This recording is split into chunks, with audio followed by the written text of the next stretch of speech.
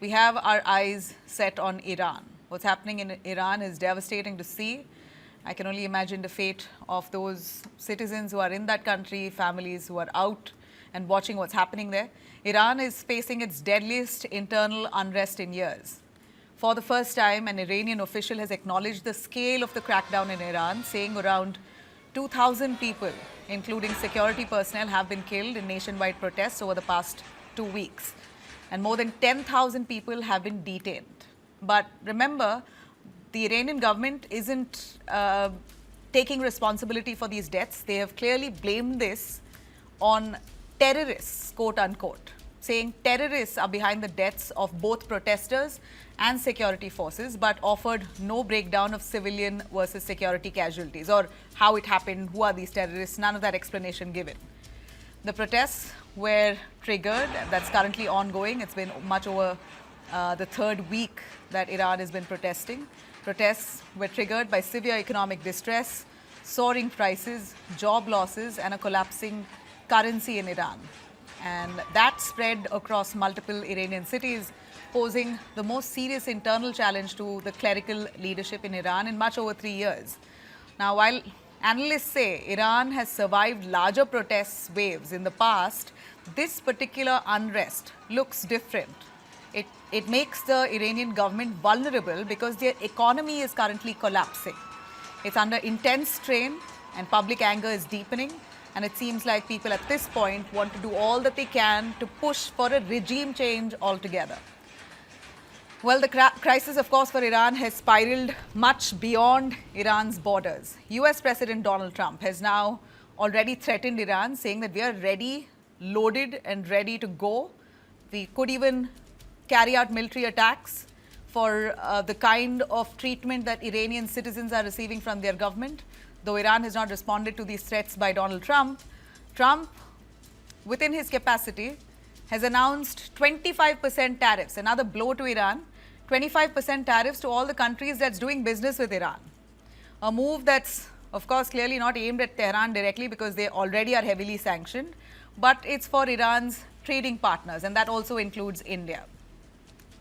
Now, remember, while the United States threatens tariffs, it's also now gearing up across military bases, including the Middle East. US air bases are hosting advanced military platforms, signaling heightened alert levels there. There are also unverified reports that elite US special forces may be positioned near Iran-Iraq border as well. Washington has not confirmed this, but this is what we hear. Iran's foreign minister, Abbas Araghchi, has responded saying, Tehran is prepared for any action by the United States. We are not threatened, we are not scared. But well, the trade, the 25% tariff on partners of Iran, China, one of the biggest partners of Iran, is furious. China has already raised its objection. In fact, the pressure also falls on India. Let's be clear, India is one of the 5 biggest trading partners of Iran, which also includes UAE, Turkey, China. These are all economic partners of Iran, and all of us are going to be facing the brunt. For India, the stakes are significant. India's trade with Iran stands at $1.6 billion, with basmati rice and pharmaceuticals as the major exports. Indian exporters have already suspended basmati shipments as precaution. The disruption goes further. In fact, transit trade through Iran, especially via the Bandar Abbas port, which connects routes to Afghanistan, Turkey, and Russia, have all been badly hit. In fact, trade between India and Iran either way has stopped because of this chaos that's currently panning out in Iran. The impact is visible home. Indian mandis, especially basmati rice that's being sold in India, nearly 1,121 varieties of basmati rice in India, has dropped prices, 85 rupees to 80 rupees per kg, while other varieties have fallen from 70 rupees to 65 rupees per kg the entire week. So despite the violence, there are no signs yet of a split within Iran's powerful security establishment. A key factor keeping the clerical system in place since the 1979 revolution. Iran's leadership continues to walk a dual line, acknowledging economic grievances while also enforcing one of the harshest crackdowns in recent years. As for Iranians abroad, it's very hard for them to currently watch what's happening in their own country. They're gripped with fear. The cities are under siege, internet blackout. I'm going to bring in our guest joining us tonight to give us a little more in detail as to what's happening in Iran, how this affects India, what is Iran's request to the international community. I have with me an Iranian citizen joining us live. Varesh, who is an Iranian citizen, speaks to us exclusively. Thanks very much, Varesh, for joining us. We also have Ambassador Deepak Vora, who's a former Indian diplomat. We have Dr. Zakir Hussain, Middle East Affairs expert and ex-research fellow, Indian Council of World Affairs, and also Professor Swaran Singh, School of International Studies at JNU. Thanks very much, all of you. Varesh, I really appreciate you joining me. I know you've come here out of personal equation. We've been friends, and I've seen you thriving in Iran for so many years. At this point, I know how much you love your country and love your people, and I've been seeing you sharing a lot about what's happening in your country, and I thought it was only right to invite you tonight on this panel to understand what you're going through, what your family is going through, what your friends and just your fellow citizens. Would you want to tell us what's the situation in your country? How has it descended to this level of violence? Thank you so much for having me here, Nabila. It's so scary. It's very scary and heartbreaking. The report says actually 12,000 people have been killed. We are hearing that. This is a massacre, but no one knows the true number because the internet is shut last 5 days. So no one knows the true number. But we know that people are getting killed very much every day.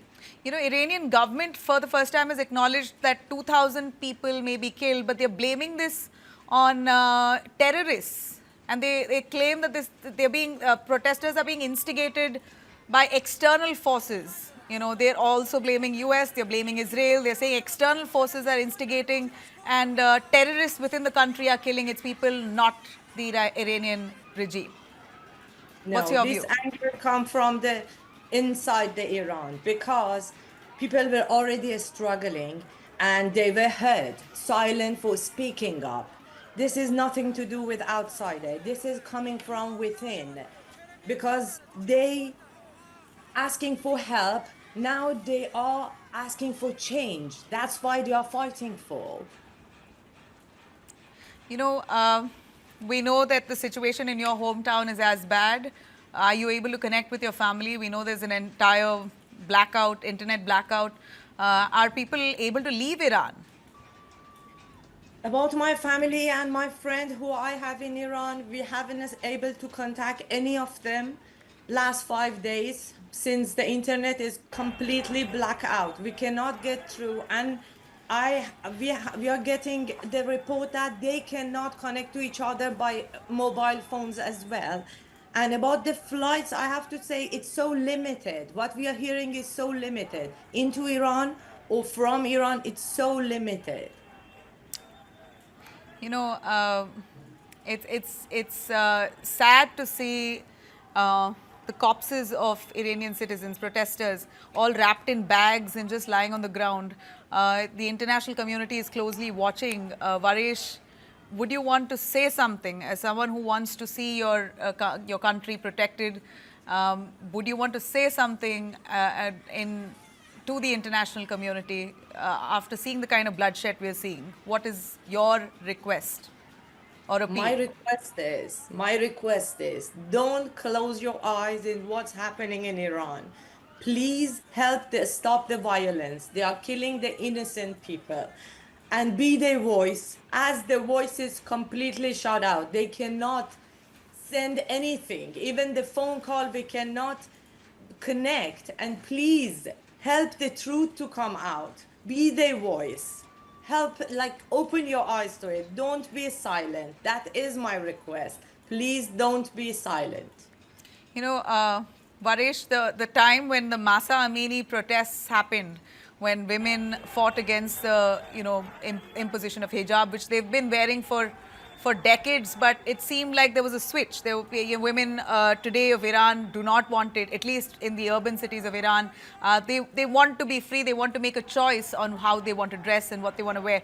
That did not go down well. Many of them were shot. Masa Amini was killed. Many were imprisoned. People are still imprisoned since then. Do you believe that this situation, today it's an economic crisis, But this is quickly turned into a protest for regime change. Do you believe this has started from the Masa Amini protests and now snowballed into such a massive outrage? Was this the build-up? Was this the spark? The Masa Amini protest 3 years ago? That was also the thing. People been struggling.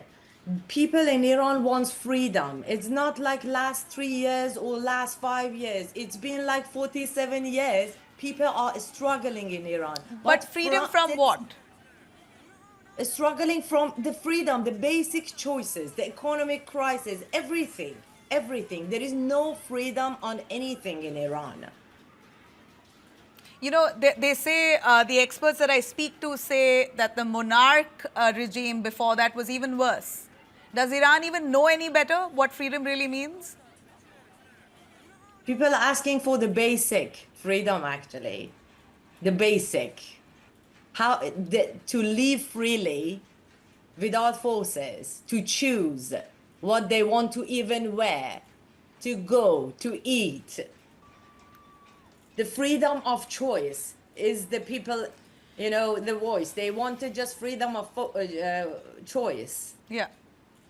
Barish, I request you to please stay with us. I have with me our experts. We have former Indian diplomat, Ambassador Deepak Vora, also joining us. Ambassador, over to you on this. We have an Iranian citizen joining us just so we could understand the gravity of the situation. And as much Iran claims that it's the hand of external forces, the anger is from within. Every citizen, at least out on the streets, those who have been protesting relentlessly despite the fear of being killed, want change and want it now.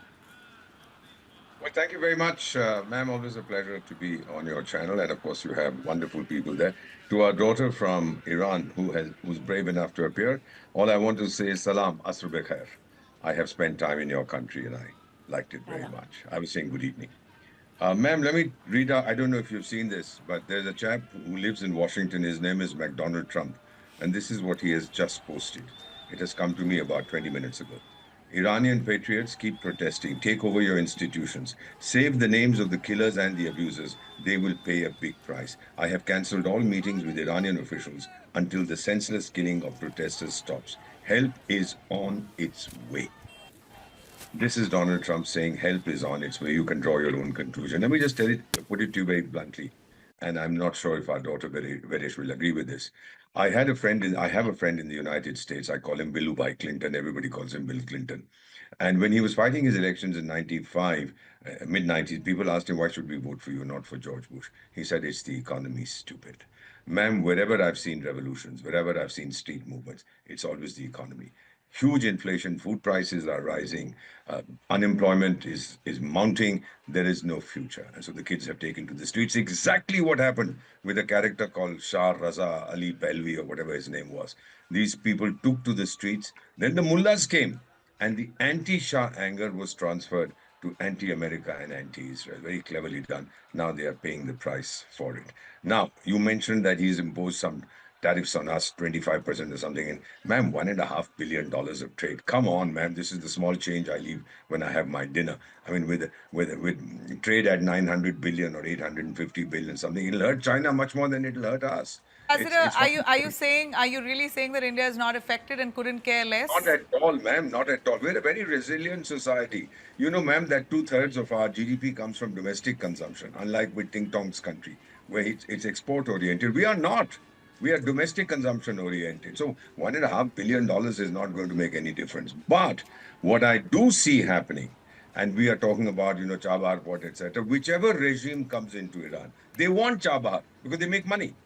They get transit fees. And the Chabahar, yeah, and that's on pause. Now that's uncertain. Actually, I've seen this happen in many countries where I've been posted. But ultimately, they realize, bhai, isme to hamara paisa hai. We are going to make money out of this. So it'll come right back. I don't know which regime will come. I'm giving, Vishal, I'm giving you 48 hours. I'm giving your country 40. And I have a lot of friends. By the way, ma'am, you talked about freedom, the freedom of choice and the choice of freedom. When I went there in the mid-70s, there were direct flights from Tehran to Tel Aviv. And rich Iranians would go to have fun in the nightclubs of Tel Aviv. All that has changed with the arrival of the mullah. They want freedom. I want freedom. Our kids want freedom. And let me tell you, miss, you're going to get it very soon. Whether you But like Donald Trump or how not, will they get it very soon? We are looking at Iran. Their security forces are just untouched, and they've that's managed what. to tide through all kinds of protests in the past. This time they're economically weak. Do you do you believe Trump will strike militarily? And do you believe No, that's the only window for Iranians to right now see change? there's no question about it. What are his mid-air refuelers doing over there? He's not even using anybody's airbase. He's flying them in directly from the United States. Mid-air refueling. Ma'am, I understand the game that is being played. All the oil-rich countries, either you are friends with America or you go to wherever you have to go to. Iran is going to see regime change in 48 hours. You can talk of all you want about, whatever logic we have in the history, etc. But the regime is history. Goodbye to the mullahs and hello to freedom in Iran. Okay. Professor Swaran Singh, if I could bring you in on India and how it's going to be impacted with the new tariffs that Trump has imposed on Iranian trading partners. We already have a 50% tariff, 25% reciprocatory tariff, 25% because we buy oil from Russia, another nation that's currently in war with Ukraine, and now we are burning our hands for trading with Iran as well. Can we really say India is unaffected?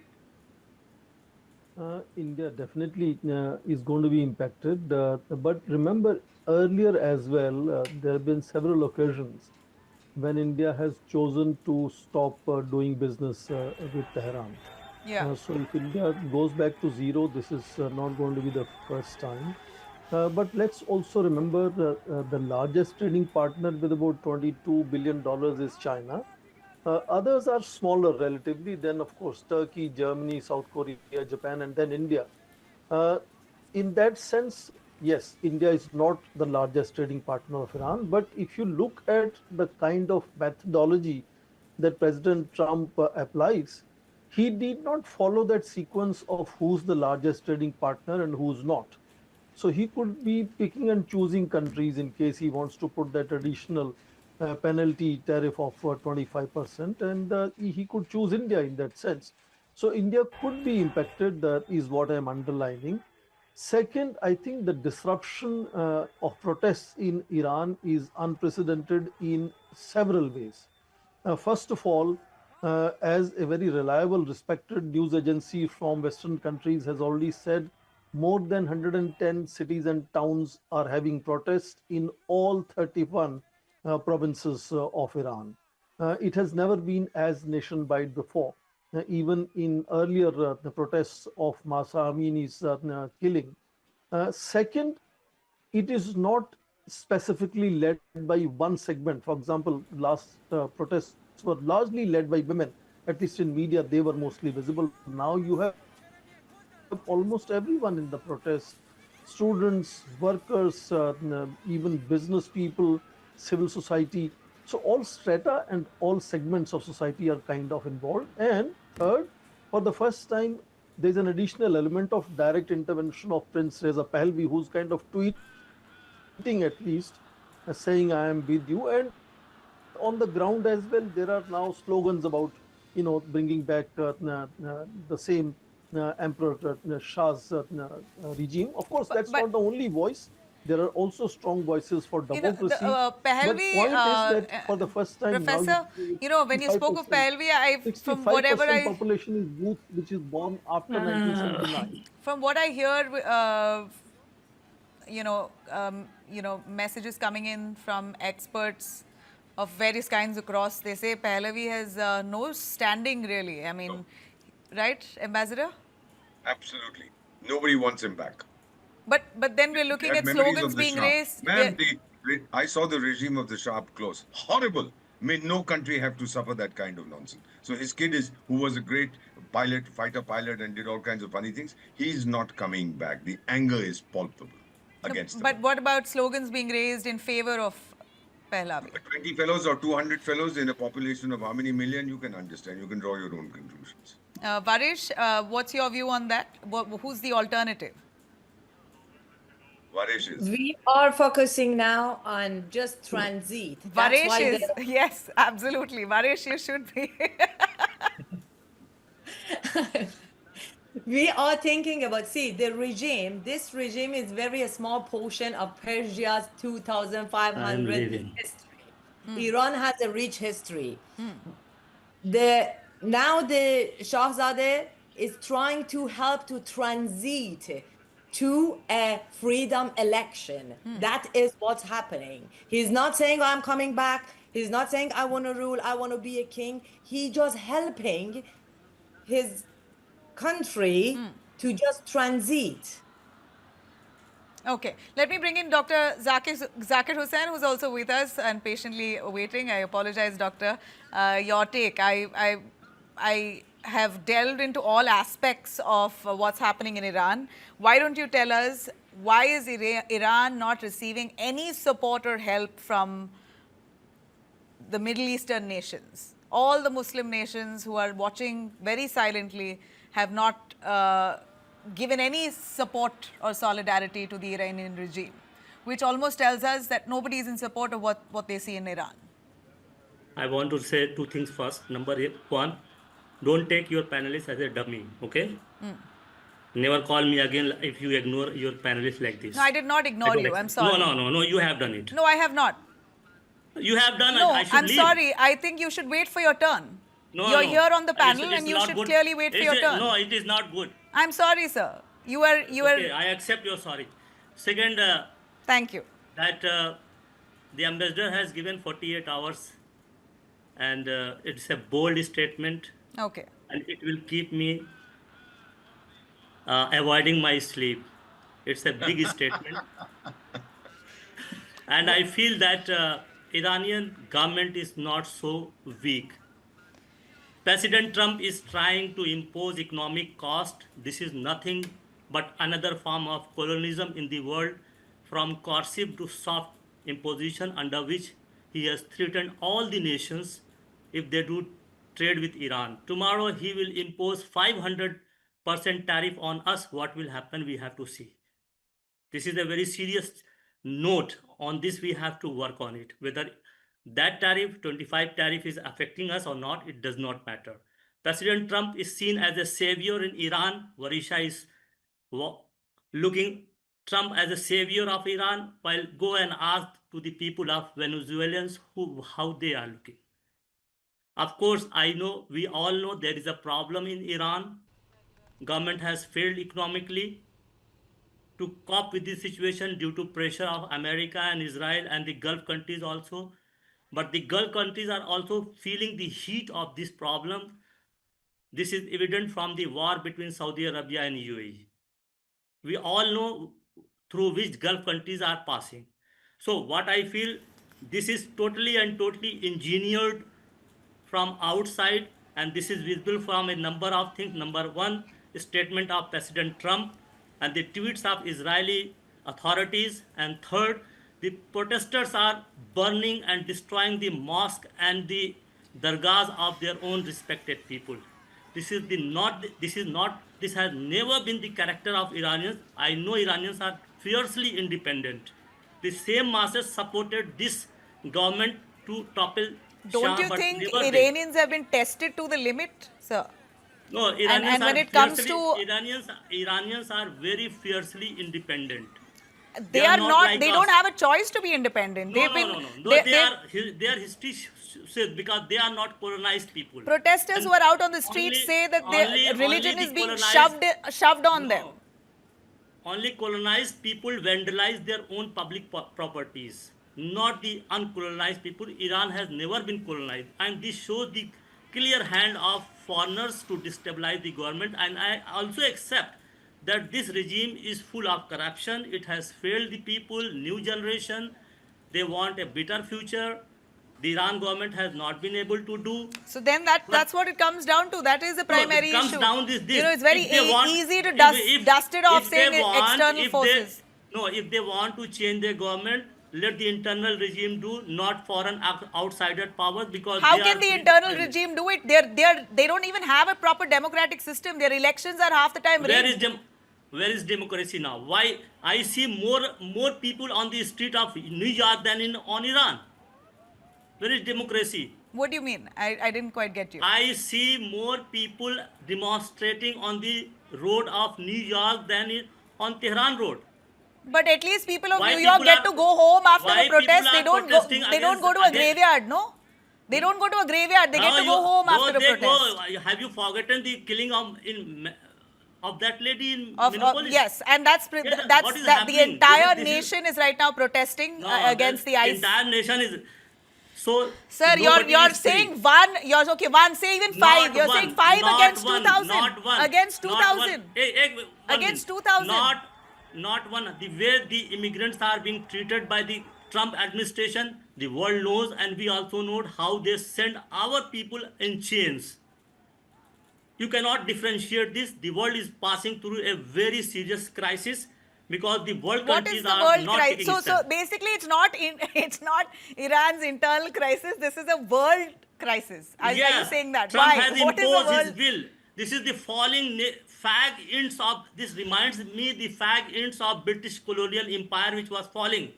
America and Trump are doing the same thing. They are crumbling. Sir, but don't you want to see a regime change after how many No, years? I don't want. I don't 40, want. 40 odd years.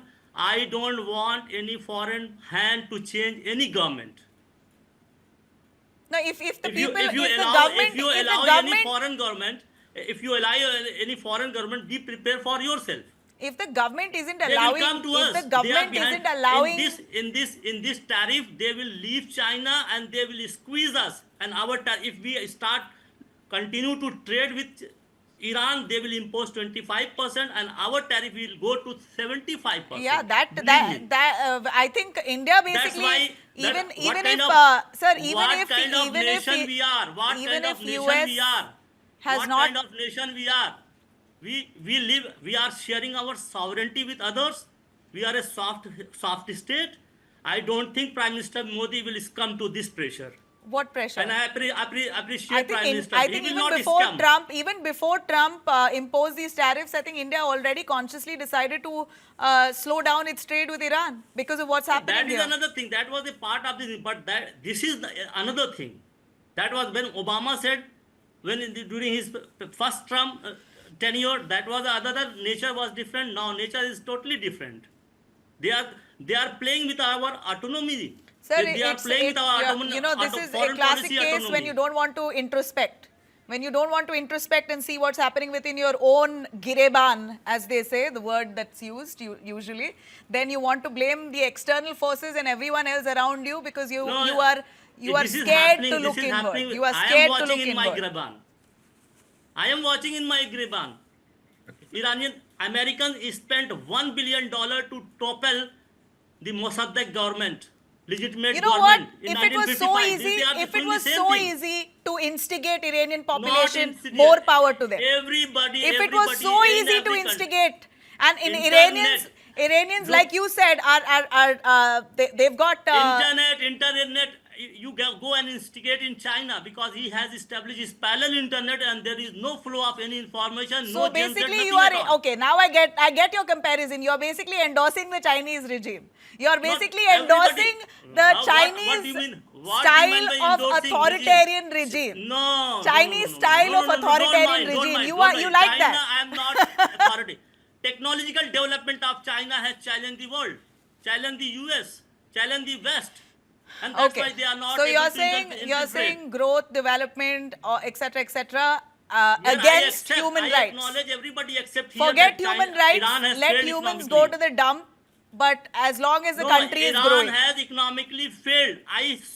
There are a number of friends of Iranian friends, and they are living happy Okay, lives how did much better than how, many developing countries. how did economy of Iran collapse? Why has it collapsed? Because of sanctions. This is threatening 25% tariff on all the trading nations. What is this? This is authoritarian and implementation of colonial power on the world. Except China, nobody has said any statement. Okay, Professor Saran Singh and then Ambassador, as I'm also short on time, Professor, you wanted to come in on that. Dr. Zakir's clear point is that Iran has been pushed to this stage today because US has heavily imposed sanctions for a long time on Iran, and that's kind of pushed them into an economic crisis, and now the same US is trying to instigate internal unrest. So this is not a 1-2 day uprising. It's been the engineering has been happening for quite a while by the US. Do you believe so? The United States has been slapping sanctions on several countries. The easiest example one can look at is Myanmar, North Korea. I'm not endorsed regimes, but they have managed their internal domestic politics. Fundamentally, what is different today is inflation has crossed 50%. Real is now 1.45 million to a dollar. Jobs are not there, and life is really expensive. And that is why I was saying 65% of population born after 2000, they are fundamentally not happy with the Shia theory of a religious cleric being the supreme leader, and they are looking for a change. Now, whether that change comes with the return or support of Pahlavi Raza or comes into democracy, because there's no clear leadership to tell us what they want. So there are all kinds of slogans which are becoming popular, and very quickly I would not be able to agree with my very respected colleague Bora Saab. I don't think 48 hours regime change is happening. United States will not do Venezuela in Iran because of 150,000 strong IRGC guards, plus a very powerful voluntary force Wasage. What they will do and what they have always done, maybe possibly surgical strikes, and whether that leads to like killing of Qasim Soleiman or killing of President Raisi, that kind of thing US has been able to do in Iran. And whether they will do it, whether that will solve the problem, we don't know. As far as India is concerned, I agree, Navila, with you. India is already on course correction, very conscious of what United States looks at India and how India must deal with United States and not become kind of a victim of President Trump's anger. So course correction of the foreign minister of Iran, who was supposed to be here this week, is not coming. Not clear whether they thought it is not good to do the visit at this stage or what happened, but that visit is not happening. Yeah. BRICS are doing their naval exercises. India as a chair is not joining. So India is doing course correction, and India is trying to make sure that we don't confront Sir, President Trump. a quick word from you on the sectors India deals with. Pharmaceuticals and basmati rice. That's mostly the two primary sectors. What about oil? I think that is where Iran is dependent on India. About $700 million of exports of India are only cereals. And if that kind of support stops from Indian side, that could add to the protests and anger inside Iran, because food prices will go up. Food prices have already gone up 72% or so.